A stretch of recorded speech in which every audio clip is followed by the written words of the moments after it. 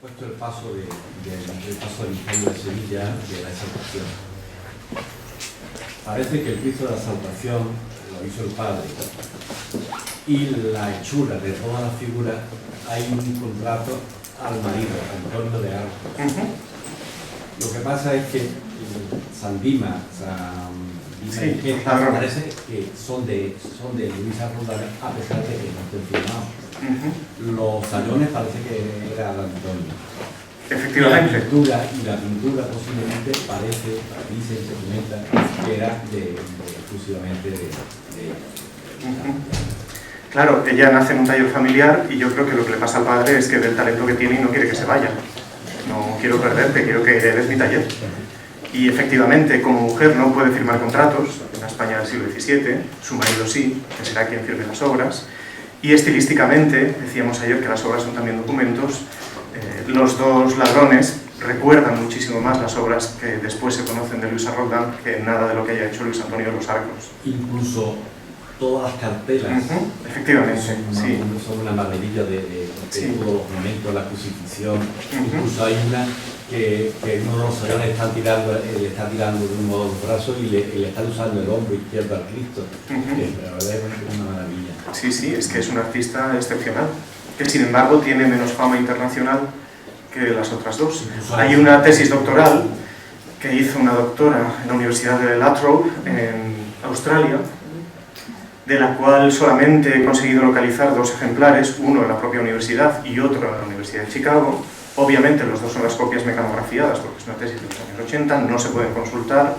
En la página web de la universidad no hay ninguna forma de contacto. Le he escrito un email a través de academia.edu diciendo por favor estoy muy interesado en sus investigaciones, pero hasta ahora no he tenido respuesta. Y es una pena que ninguna institución española tampoco se haya interesado nunca por esta investigación, que es bastante seria, como para que se pueda haber publicado. Sí. Bueno, en primer lugar, mis más sinceras felicitaciones a los dos. Gracias.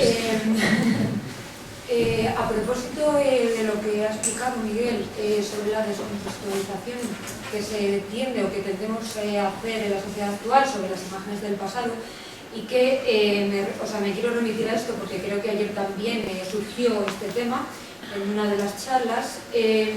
¿Por qué tendemos de algún modo a día de hoy a mirar las obras del pasado con el ojo actual y no con el ojo del ayer, no el ojo de esa época? Entonces eso se traslada al presente. Simplemente en ese sentido quería agradecerle el modo perfecto, en mi opinión, en el que lo ha transmitido y lo ha explicado. Gracias, me alegro de haber sido claro. En cuanto a la duda que le quiero plantear, primero quiero pedirle que me corrija si me equivoco o si la pregunta no es del todo correcta. Quiero plantearle una duda que tiene que ver con la intelectualidad y con la artificialidad de la pintura en este siglo XVII. Cuando hablamos de pintoras, en este caso, como Artemisia Gentileschi, estamos hablando todavía, si no me equivoco, de verdad, corríjame, si no me equivoco, estamos hablando de una pintura que se entiende como una creación artificial, o sea, una creación artificial en la que no tiene cabida un componente intelectual. Esto sería, de algún modo, ¿no? No se ha identificado todavía demasiado o con consistencia la intelectualidad de la pintura. Entonces, con respecto a las mujeres que pintan en el siglo XVII, esto, tanto la artificialidad como la intelectualidad de la pintura, ¿cómo puede influir en el trabajo que ejecutan? Bueno, son muchas cuestiones, pero a ver si puedo responder con ayuda. Lo primero es que no siempre descontextualizamos las imágenes en la época en la que vivimos, pero hay algunas, como la creación de Adán de la Capilla Sixtina, que ha aparecido hasta en episodios de Los Simpson, o el caso de Artemisia, que me parece prototípico, pero obviamente no todo se descontextualiza, y también hay que saber por qué. Y obviamente es más fácil ver una cosa del pasado con una mirada actual porque no vivimos en el pasado. Vivimos donde vivimos, cuando vivimos, y como dijo ya no recuerdo quién, el pasado es otro país. Es decir, es un país extraño, efectivamente, es otro mundo. Aunque haya sido nuestra misma ciudad hace 150 años. Y luego en Italia el debate sobre la liberalidad de la pintura, si es una actividad que representa la realidad, qué tipo de representación es, o si es intelectual o no, es antiquísimo.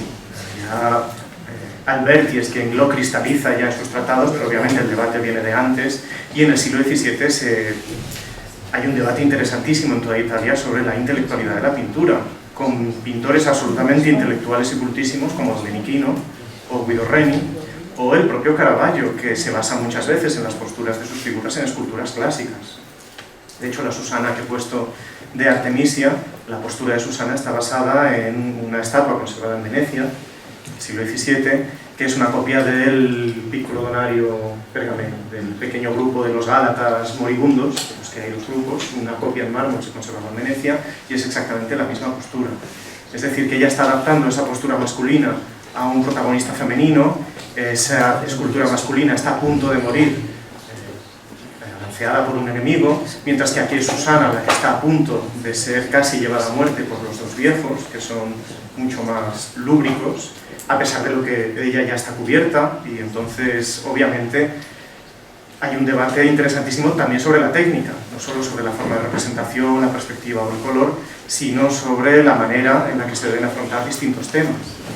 Exactamente igual que en el teatro o en la poesía. Si uno habla de una masacre, pues obviamente tendrá que utilizar palabras más fuertes o una técnica más ruda, mientras que si uno está hablando de una pradera en flores, pues tendrá que utilizar otro tipo de colores más delicados y otra técnica más definida.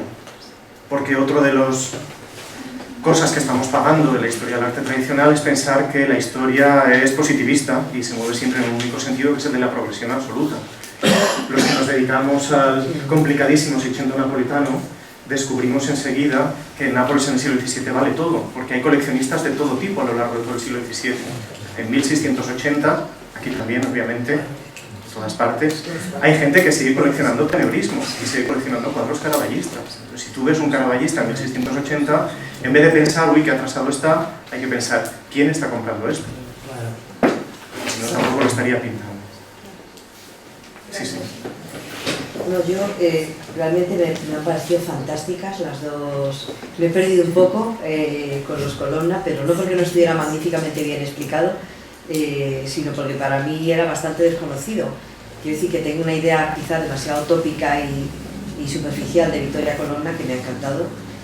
O sea que felicidades por la conferencia, que me ha parecido muy sugerente, ¿no?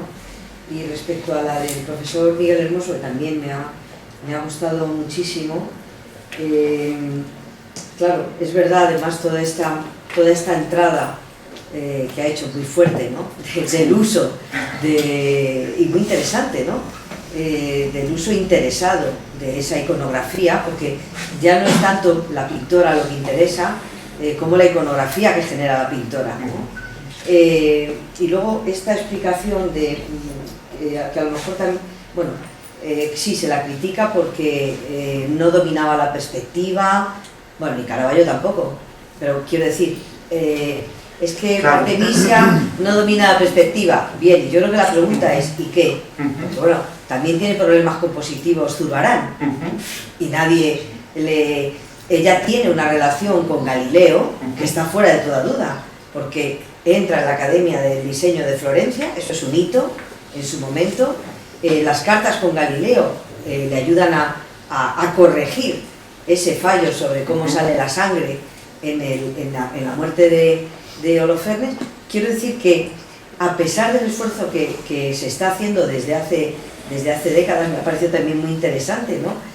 Quizá por eso es verdad que tenemos que insistir en que no es tanto unos estudios feministas como un punto de vista de género, ¿no?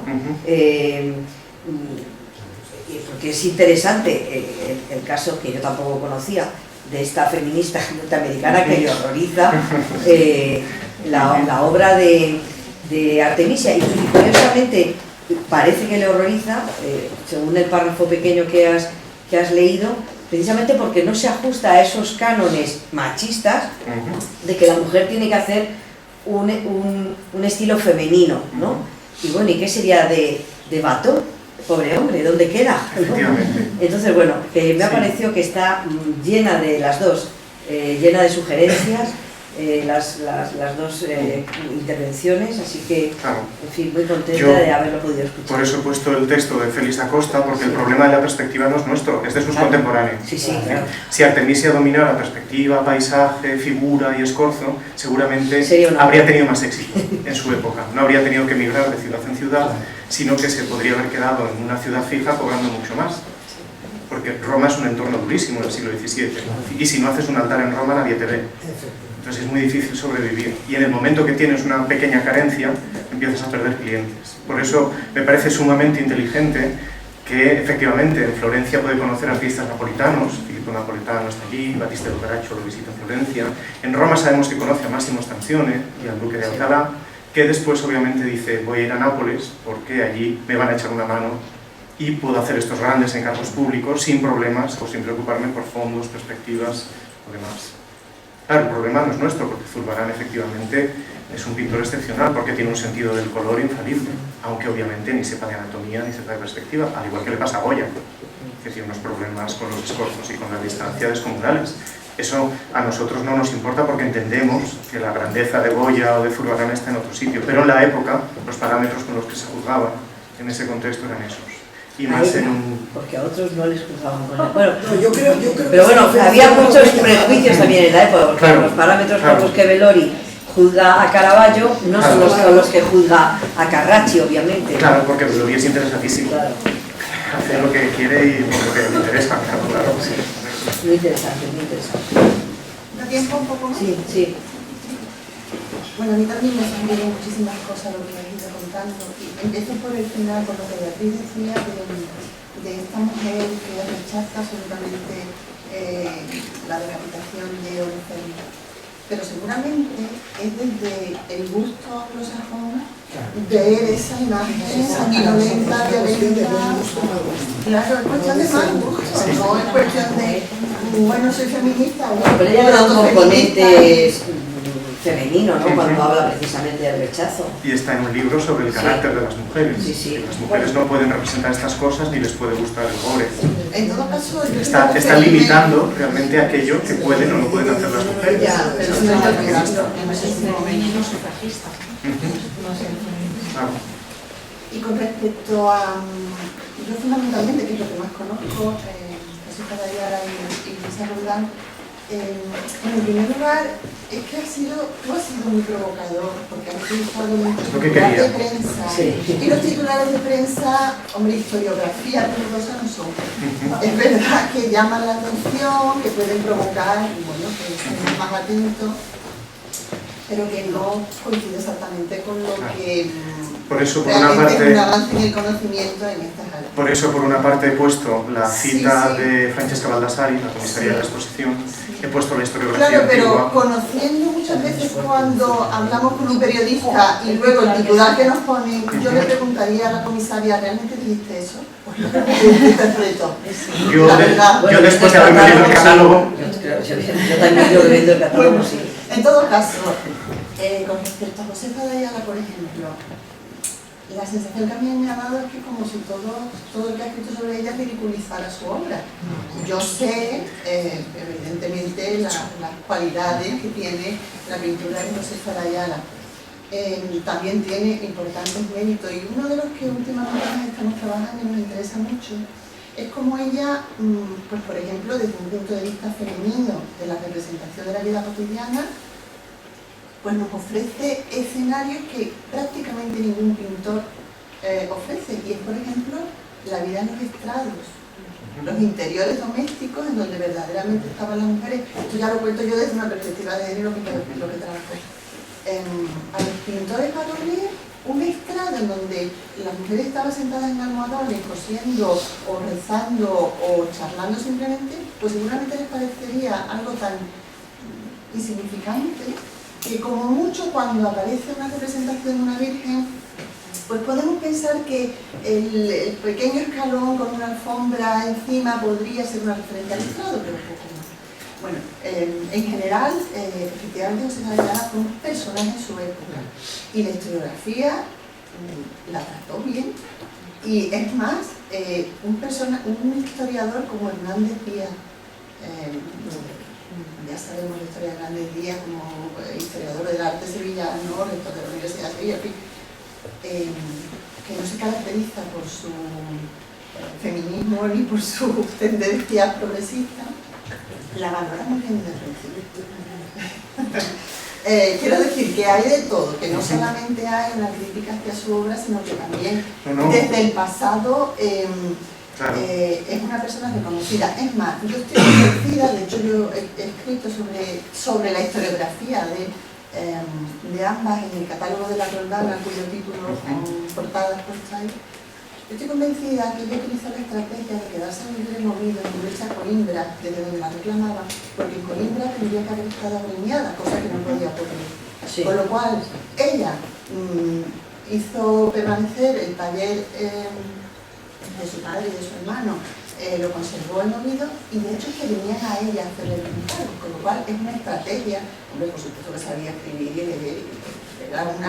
De hecho era una gran empresaria, compró una gran finca, luego a su sobrina le hizo heredar eso, es decir, lo sé, y en el testamento claro, reconocida en su momento exige que las cofradías de la ciudad asistan al entierro, que le hagan 2 memorias al año, le regala un lechón a la parroquia, sí, luego, yo también me lo he leído. Perdona, sí.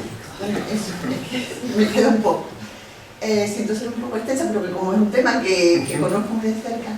Y luego en el caso de Luisa Roldán es cierto que la bibliografía fue escasa, a pesar de que ella desde el principio también es citada en todos los textos que tratan sobre la cultura sevillana o sobre los artistas sevillanos en general. Es cierto que ella, como sus otras 3 hermanas, se educan en el taller de su padre, sus otras hermanas se casaron con oficiales del taller que se quedaron allí, y ella no, ella se marchó, le fue muy mal en el matrimonio, y ella se dio cuenta. Es que el padre sabía que Luis Antonio de los Arcos no. También es una mujer formada, tengamos en cuenta que Pedro Roldán es profesor de pintura en la Academia Sevillana, con lo cual es gente que realmente tiene una formación, no solo Luisa, María Francisca y el resto de los varones, también eran 8 me parece, en total. La estrategia de ella, Antonio de los Arcos, pero él sabía que estaba siendo utilizado. Él fue el empresario de esa empresa, que firmaba los contratos porque él era el que podía estar agremiado y ella no, pero que ninguno engañó al otro, sabía lo que estaban haciendo. Es más, el policromador ya ni siquiera era Luis Antonio, era el hermano. Tomás, sí. Quiero decir con todo esto que, hombre, que mujeres inteligentes hubo muchas en la época que quizá, claro, que el hecho de que encontraran las estrategias para ello no las convierte ni excepcionales ni excelentes, que es contra lo que intentamos luchar, contra el hecho de que las que han salido en los libros siempre, sobre las que se ha hablado, de Luisa Roldán, estaba diciendo antes que la bibliografía fue escasa hasta un determinado momento, pero llevamos muchos años trabajando mucho y publicando mucho sobre Luisa Roldán, en Sevilla y en otros lugares, ¿no? Pero debemos seguir trabajando y luchando para que no consideremos que es la excelencia la que lleva a estas mujeres a estar ahí. Ellas trabajaron por su fama, es cierto, y está muy bien la selección que tú has hecho, pero yo creo que... pero no son casos que se salgan del trabajo cooperativo en el taller, que realmente es un marco en el que todas ellas se desarrollan. Claro, y luego todas tienen un taller, obviamente. Pero yo creo que si alguien no es un escultor excepcional, no le hacen escultor de cámara. No, pero el hecho de Luisa Roldán insistió de una manera Hombre, con una tenacidad. Insistir, todo. Quiero decir, claro, pero para ella era la manera de tener un título.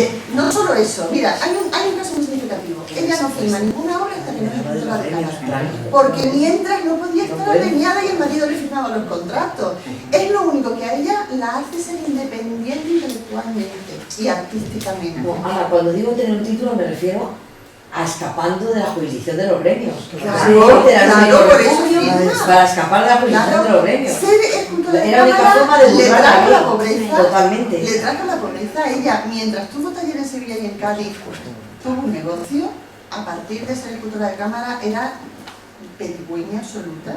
No sabemos hasta qué punto decía la verdad en las cartas o no.